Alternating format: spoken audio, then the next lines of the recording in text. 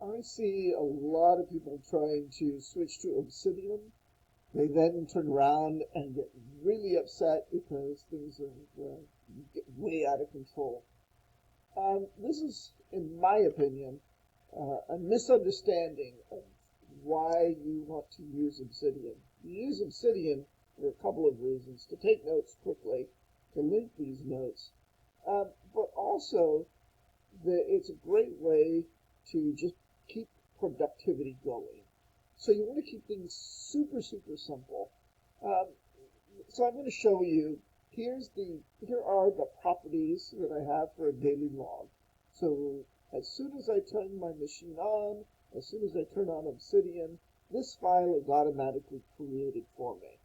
And this file I will then complete so I know what day it is, because I really struggle. I'm getting old, and it's like, what day is it? I've been playing around with Banner as a plugin. It's just me playing. You can ignore that. But I have a quick to-do list that I fill in very quickly. I have a template so that that looks like this, all right? That inserts in the time. So when I'm started, I know, and then of course, let's just get back to our daily here.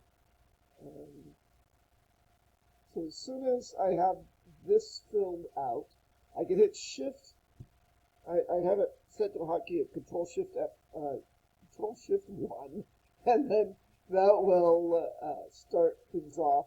I then drag this file down into the right. That way I can go.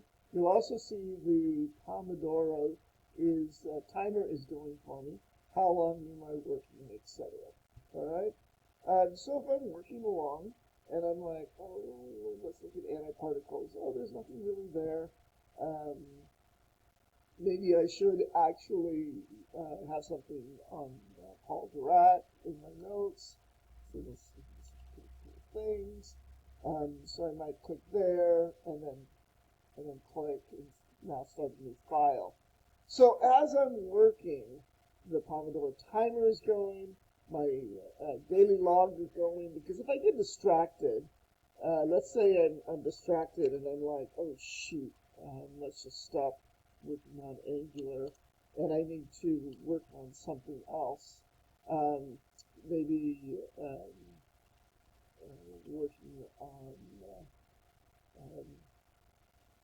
working on antiparticle, right? Um, and then you go click, done. Anyway, I try, if there's a meeting or something like that, then I try to insert that in. But that's how I do my daily log.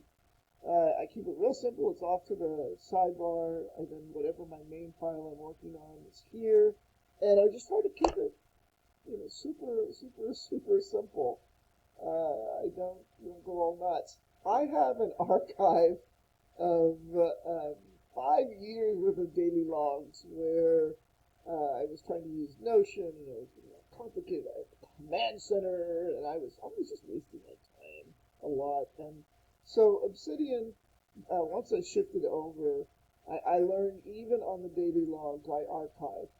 I just pull them apart. So you'll see I just try and keep it real simple on the daily log locations. And then I drag and drop them to an archive location. All right. Anyway, I hope that helps someone who's trying to start with Obsidian. Start super small. I'll just leave you here.